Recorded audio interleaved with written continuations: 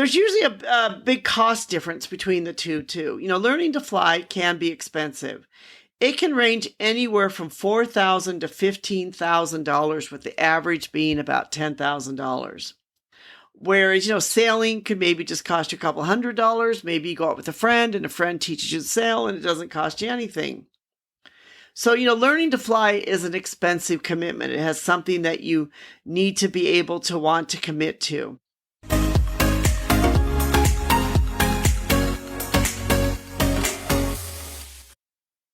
Hi, this is Anita from the Dusty Roads podcast, which is all about living your life as a global citizen. Today I want to talk a little bit about sailing and flying, and I think sailing is on my mind because recently I've started taking some sailing lessons at the Milwaukee Community Sailing Center. And by the way, if you happen to live around Milwaukee, Wisconsin, it's a great place to go, great group of individuals, and it's a wonderful place to learn to sail. I would highly recommend it. As part of our class that we were studying, the teacher started talking a little bit about, comparing the wing of an airplane to a sail and how basically they can use the same lift type of principle.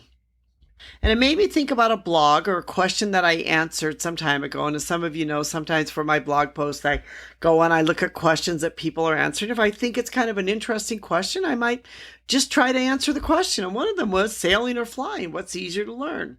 And the reason this kind of perked my interest is years ago when I was living in Hong Kong, I started taking flying lessons. So I know a little bit about flying and a bit about going to flight school and about studying all about flying. At the time in Hong Kong, we flew into the same airport as the commercial jets did.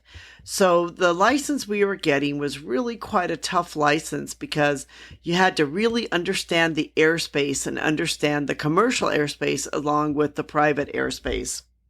When people ask the question, what's easier to learn, sailing versus flying? The truth is that they both require a lot of money and they both require time and commitment.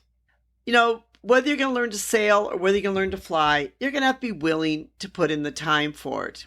I've been taking this sailing course, as I've said, and through the sailing course, we have a book and we need to read things, we need to learn things, and we need to go out most of all, we need to practice and we need to understand exactly what we are learning.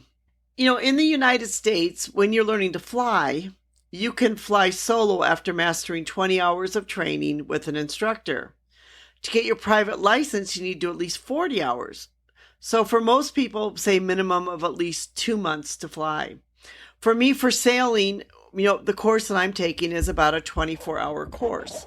And a lot of that we are spending on the water. So again, it becomes a time commitment, but that's only just the beginning. Then you need to keep getting on the sailboat. You need to learn. You need to get in different wind conditions. You need to get with other sailors, get with other people, and to really be able to learn to master the boat. And it can sometimes take some time to be able to master a boat for sailing. So both of them, whether you're want to learn to sail, whether you want to learn to fly, it's going to take some time commitment.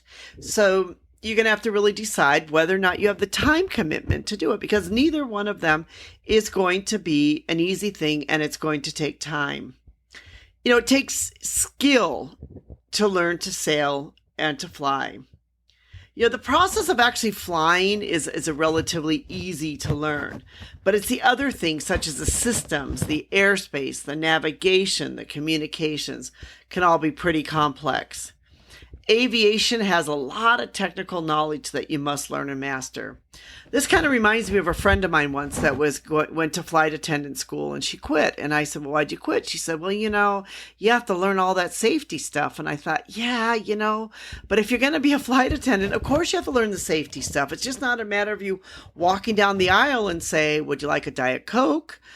I mean, you really have to be able to learn the safety things along with it. And that's why it's the same thing with learning to fly, that you really need to be able to learn the systems, the communication. It's all can be a really pretty complex thing to learn. Actually, once you're out in the water with sailing, the process is really not that difficult. The difficult thing is to be able to tack or to be able to, to jive, to turn the boat around. That's what can take some time. But, it's the hardest part too is getting the boat in the dock safely and getting it out of the dock.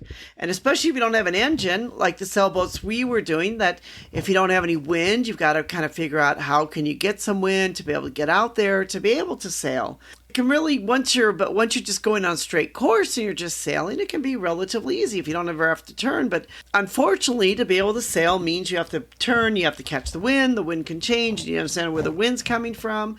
You need to be able to read the wind, and so that can all take some time. Another question that people might want to know is like, what's the difference in safety between sailing and flying? And I see these as two different things. Even the very best of the pilot has gotten into issues when flying.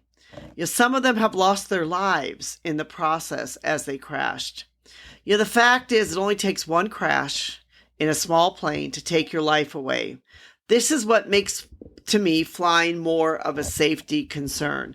Really, when you're flying, you only have like a minute or a second to make that decision. And making that wrong decision could be fatal for you and for the other people on the plane. Sailing also has safety issues. Of course, you need to understand what the wind is. You need to understand, what wind you can go out in. But it's usually not as life-threatening as flying is. And we were in our course and we were talking about that. One thing you can do is you can put the boat in the safety position. If you're not sure what you need to do, you can basically put the sails down. You can sit out there in the water and you can think about, well, what do I need to do next? And then you can keep on sailing. So unless you try to sail in high winds, or you try to, sail in a thunderstorm, or you capsize a boat, well, then of course it could be safety issues. But generally, if you're following the safety rules of sailing, you should be okay. Most states or countries require that you have a life vest on at all times when you're sailing. So of course, this can help with some of the safety issues. You need to have a license to be able to fly an airplane. That you can't just say, hey, I want to fly an airplane. You need to have a license. This is because in many cases, like I mentioned before, when I was learning to fly years and years ago in Hong Kong, was we were not sharing the runway, but we were sharing some airspace with the commercial pilots.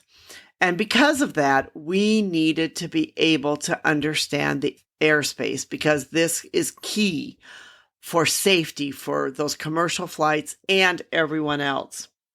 So to fly, you need to have a license similar to a legal license for driving a car or a motorcycle. On the other hand, sailing, you don't really have to have a license. If you have a boat, you don't have to have a license. You don't have to have a certification. You can just get out there and you can sail. So, even children can technically, have a small sailboat and they can go out there and sail, and they don't have to have a license to show it. So really, sailing, you don't need to have the same kind of license procedure as you need to have for flying. The next thing, of course, would be the stress, like how stressful is it to sail versus to fly? And, for some pilots, they find flying to be very relaxing.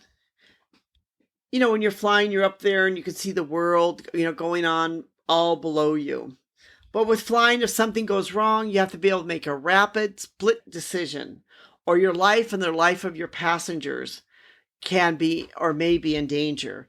So if you're the kind of person that really can't make those kind of split decisions, or you really want to be able to take time to think about things, flying may not be the best thing for you, because really to fly, you need to be able to make those decisions and make the right decision, because your life and the lives of others could be in danger. Whereas, with flying too, you must be mentally prepared, to handle an emergency, because you only have a few seconds to be able to decide when that emergency comes. That's it. You need to be able to make that decision. If you get in trouble with sailing, you can usually, bring down the sails. You can radio for help. You can put yourself in the safety position. You can even turn into the wind, which is the no-go zone, and you're not going to sail anywhere. You could be able to, swim to safety. So unlike flying, with sailing, you can have time to think if you're unsure. There's usually a big cost difference between the two, too. Learning to fly can be expensive. It can range anywhere from $4,000 to $15,000, with the average being about $10,000. Whereas, sailing could maybe just cost you a couple $100. Maybe you go out with a friend and a friend teaches you to sail and it doesn't cost you anything. So, learning to fly is an expensive commitment. It has something that you need to be able to want to commit to. If, you want to learn to sail, it won't be quite as an expensive commitment. We love both flying and sailing. I, of course, fly quite a bit overseas, and I actually love to sail. And we really believe in, living your life as a global citizen and living your life up to your fullest. And so if you want to learn to fly or sail, go for it. Go out there and do it and enjoy yourself, but make sure that you are safe in the process. This is Anita from the Dusty Roads Podcast. We hope you've enjoyed listening to our podcast and consider subscribe to our channel. We'd love to have you become part of our community. Thank you so much for listening.